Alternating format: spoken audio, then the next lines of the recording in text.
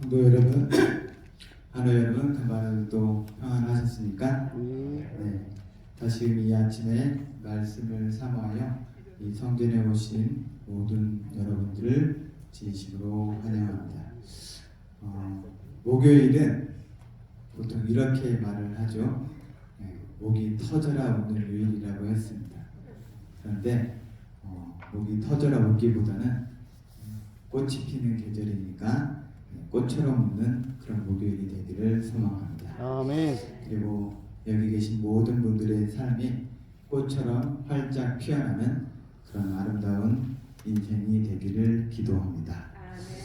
오늘 말씀은 사무엘상 24장부터 27장까지입니다.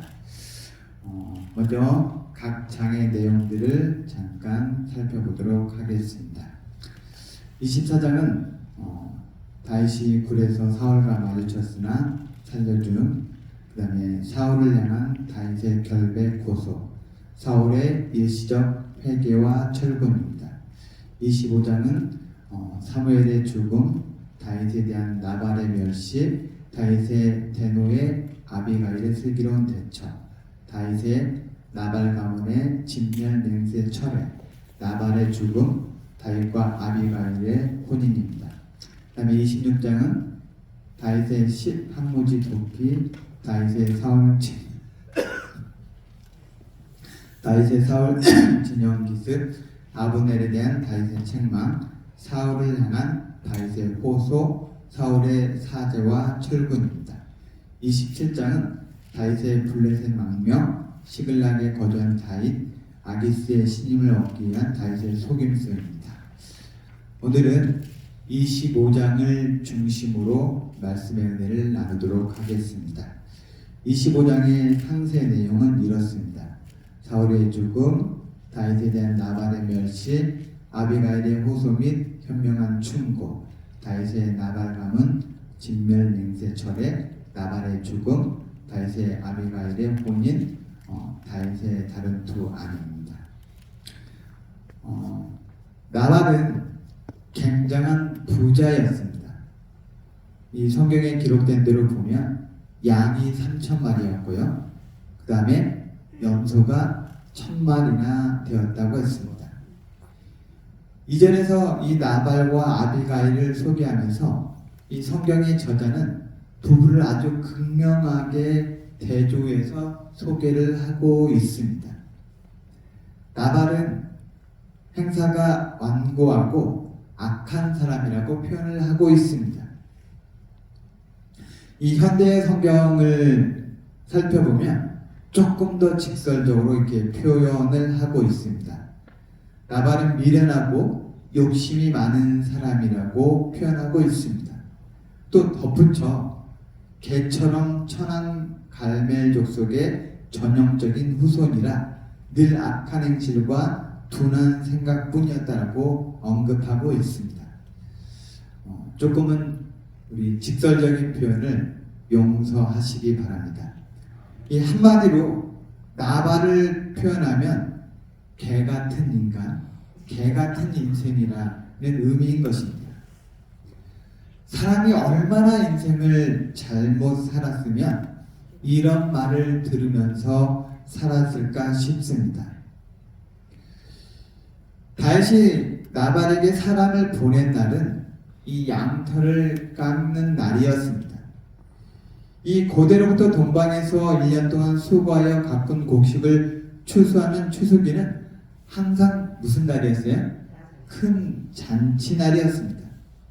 이와 마찬가지로 유목민들의 경우에는 양털을 깎는 날이 바로 이 농민들의 추수에 해당할 만큼 기쁘고 즐거운 축제 중에 하나였던 것입니다. 그래서 양털을 깎는 날에는 큰 잔치를 배설하여 이웃과 나그네를 후히 대접하는 것이 그 당시의 관례였고 문화였던 것입니다. 이런 관례와 전통을 따른다면 나발은 다윗이 보낸 사람들을 환대하고 그리고 다윗이 요청한 대로 좋은 날에 왔으니까 잘 대접하고 잔치 음식을 나누는 것이 당연한 것이었습니다. 특별히 다윗과 그의 군사들이 나발의 목자들을 괴롭히지 않았으며 그들의 양을 지켜주는 담이 되어 주었으니 은혜를 갚는 차원에서라도 그렇게 해야만 했던 것입니다. 그러나 다윗의 이 공손한 요청에 나발은 다윗을 모욕을 했습니다. 이 10절에서 뭐라고 표현을 했냐면 요즘에 억지로 떠나는 종이 많다. 한마디로 이 다윗을 뭐 취급을 한 거예요? 도망한 종놈 취급을 한 것입니다. 아주 굉장한 모욕이었던 것입니다. 아니 근본도 모르는 다윗과 그리고 그 추종자들에게 잔치 음식을 나눠줄 수 없다고 문전박대를 했던 것입니다. 옛날 우리나라 속담에 뭐라고 했습니까? 동량을 주지 않더라도 뭐는 깨지 마라? 쪽박은 깨지 말라고 했습니다. 근데 이런 경우는 아예 뭐예요? 주지도 않으면서 쪽박까지 깨버린 경우인 것입니다.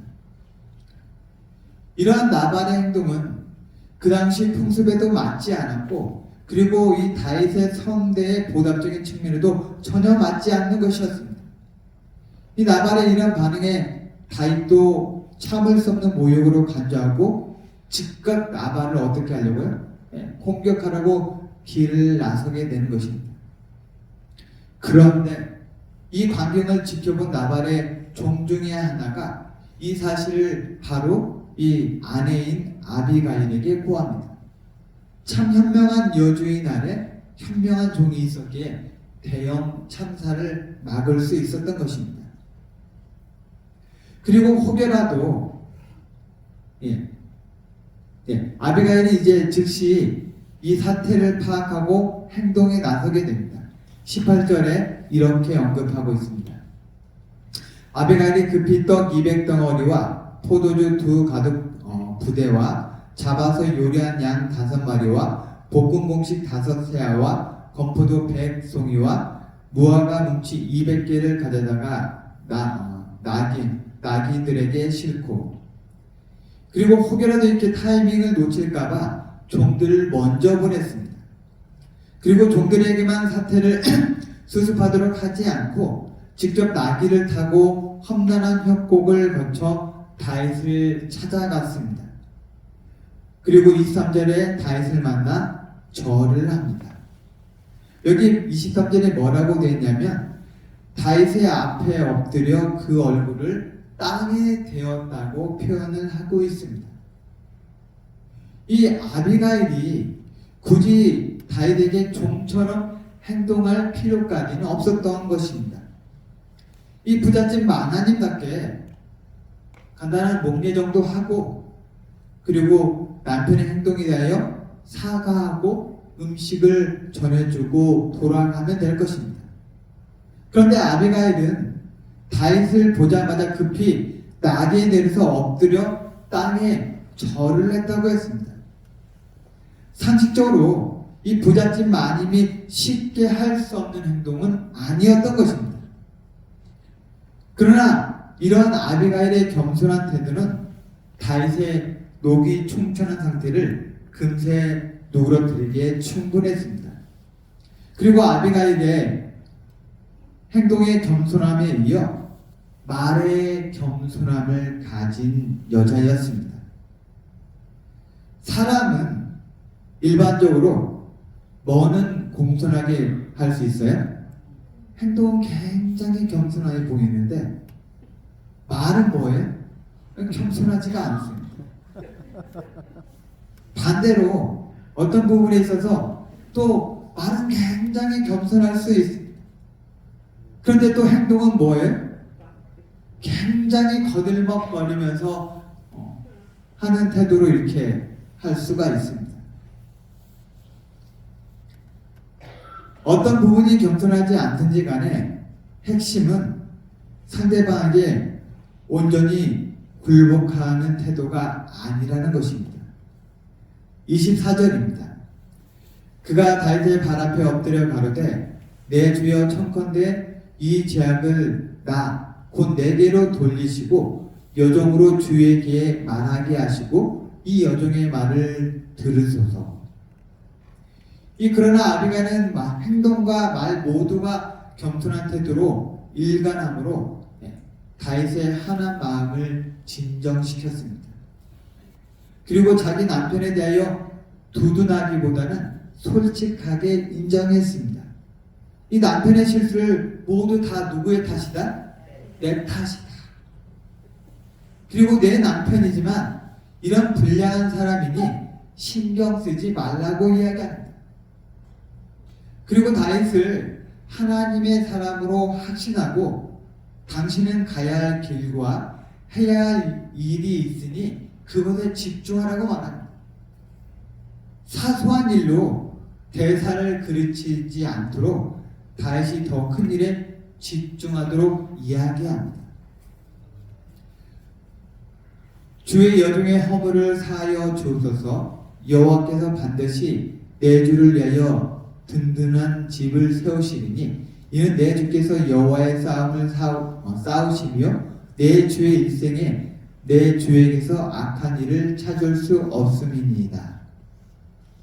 한마디로 하나님께서 주신 사명을 가지고 전진해야 할 사람이니 나발 같은 조물의 길을 상대하다가 명성에 흠집을 내지 말라는 아주 겸손한 조언을 하는 것입니다. 이 다윗도 이러한 아비가일의 겸손한 그리고 현명한 시대의 흐름을 잇고 있는 모습을 인해 감탄을 하게 됩니다. 32절에서 이렇게 당신 같은 여자를 만나게 하신 하나님을 뭐 한다고요? 찬송할지라고 말할 정도로 이 다윗은 아비가일의 행동이 마음에 들었던 것입니다. 정말 아비가일은 잠언 31장 마지막 장에 나오는 현숙한 여인의 표본과 같은 인물이었던 것입니다. 10절 말씀에 이렇게 표현하고 있습니다. 누가 현숙한 여인을 찾아 얻겠느냐? 그의 값은 진주보다 더하니라. 우리 여기에 또 이 아침에 여성분들이 많이 참석하셨는데 우리 여기에 참석하신 모든 여성분들이 이런 여인이 되기를 간절히 소망합니다. 아멘. 그러나 이에 반해 나발은 누가복음 12장에 나오는 내일을 모르는 어리석은 부자와 같은 사람이었습니다. 이 비유에 등장하는 주인공은 순전히 뭐만 생각해서요? 자기 배만 생각하느라 타인의 고통이나 어려움을 생각하지 않고 일평생을 살았던 미련한 사람이었습니다. 어리석은 부자는 육신적 배부름과 그리고 많은 재물에 취해 내세를 전혀 준비하지 못했던 것입니다. 나발이 바로 이런 부류와 같은 사람이었습니다. 인생을 살아가면서 나발처럼 현세의 도취에 살아가는 사람들처럼 불쌍한 사람도 없는 것입니다. 그리고 가진 것을 쥐기만 하고 손을 펴서 베풀 줄 모르는 사람처럼 불쌍한 사람이 또 없는 것입니다. 우리의 인생이 부디 나발 같은 어리석은 인생을 살지 않기를 간절히 소망합니다. 아멘. 이 1923년 시카고 에지워터 비치 호텔에서 7명의 미국의 거부들이 모였습니다. 이 모임에 모인 사람들의 재산이 당시에 얼마나 많았는지 미국의 전체 국고보다 더 많았다고 했습니다. 그래서 이 모임의 이름도 마이더스 모임이라고 했습니다. 이 마이더스가 누굽니까? 무엇이든지 이 손만 대면 금으로 바뀌었다는 전설의 왕인 마이더스의 이름을 딴 것입니다. 온 미국이 정말 이 7사람의 모임에 집중을 하고 있었습니다. 너무나 부러웠습니다. 그 당시에 여기에 모인 7사람을 보고서 얼마나 정말 재산이 많으면 미국의 전체 국고와 같을 만큼 이렇게 재산이 많았습니다. 그런데 이때 당시에 모였던 7사람이 25년이 지난 다음에 어떻게 되었는지 조사를 하게 되었습니다. 조사를 했더니 결국에는 이런 인생이 되었다는 것입니다. 첫 번째, 이 미국의 제일 큰 강철회사 사장이었던 찰스 샤브라는 사람은 거지로 사망을 했습니다. 그 다음에 고물상을 해서 거부가 된 아더 퀴터도 거지로 죽었다고 했습니다. 그 다음에 뉴욕의 은행에 총재했던 리처드 위트니는 중환죄를 짓고서 감옥에서 복역 중이었습니다. 그 다음에 미국의 재무부 장관을 지냈던 엘버트 홀은 사기죄로 감옥에 들어갔다가 풀려나와서 몸이 쇠약해진 상태에서 임종을 준비하고 있었습니다. 그 다음에 미국의 은행 총재였던 네언 회전은 자살을 했습니다. 그 다음에 월스트리트 가장 큰 회사 사장이었던 제시 리버모어도 역시 자살을 해서 인생을 마감을 했습니다. 그 다음에 마지막으로 부동산 대표 이반 쿠버는 자살 미수로 홀로 병원에서 쓸쓸하게 치료를 받고 있었던 것입니다. 이들 모두는 물질적으로 누구보다도 정말 풍족했지만 그 말로는 비참하기 짝이 없었던 것입니다. 돈이 있다고 진정한 부자가 되는 것은 아니라는 것입니다. 진정한 부자는 돈을 우리에게 주신 분의 뜻에 합당하게 사용할 줄 아는 사람인 것입니다. 아멘. 하나님께서는 우리가 재물을 쌓아두는 창고가 아니라 뭐가 되기를 바라고 계실까요? 흘러가는 축복의 통로가 되기를 원하시고 계십니다. 아멘. 많이 베푸는 인생에게 하나님께서 다함이 없는 축복을 주실 거라 믿습니다. 이 단순한 진리를 기억하시고 아비가일처럼 베풀 줄 알고 말과 행동에 겸손한 사람이 되기를 간절히 소망합니다. 아멘. 오늘 25장을 통해서 이런 교훈을 살펴보았습니다. 첫째, 지혜로운 말과 겸손한 태도가 상대방의 분노를 진정하게 합니다. 둘째, 나발처럼 내 손에 쥐고 있다고 다 내 것이 아니라는 것입니다. 소유한 재물을 적절하게 사용하지 못하면 그 모든 재물이 일시에 물거품이 될 수 있습니다. 종종 덜 중요한 일로 순간적인 화를 참지 못하면 큰 일을 망칠 수 있습니다. 오늘 말씀에 대한 적용입니다. 특별한 이유 없이 나를 모욕하는 상대를 어떻게 대하시겠습니까? 두 번째, 나는 아비가일처럼 말과 행동이 정말 겸손한 사람입니까? 잠시 오늘 이 적용의 질문들을 가지고 생각하는 시간을 갖도록 하겠습니다.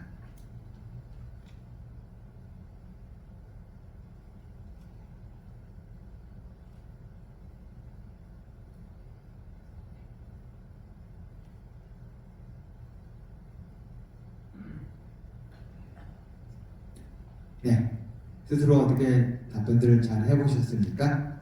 네, 오늘 배운 말씀의 교훈들을 가지고 실천하면서 사는 그런 하루가 되기를 간절히 소망합니다. 오늘 기도 제목입니다. 네, 첫 번째, 교회의 영적 부흥과 성장을 위해서 기도해 주시기 바랍니다.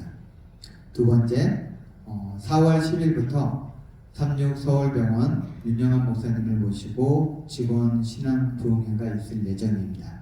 이 신앙 부흥회를 위해서 기도해 주시고요. 특별히 여러 한우들의 건강을 위해서 기도를 부탁드립니다. 개인 정보라서 이렇게 일일이 다 밝힐 수는 없지만 이 병원에 거주하는 여러분들이 지금 상태가 좋지 않은 상황 중에 있습니다. 그다음에 부서는 우리 원장실, 특별히 우리 김남혁 원장님을 위해서 기도 부탁드립니다. 이 어려운 시기를 잘 헤쳐나갈 수 있는 지혜와 또 건강을 허락해 주시기를 기도해 주시면 감사하겠습니다.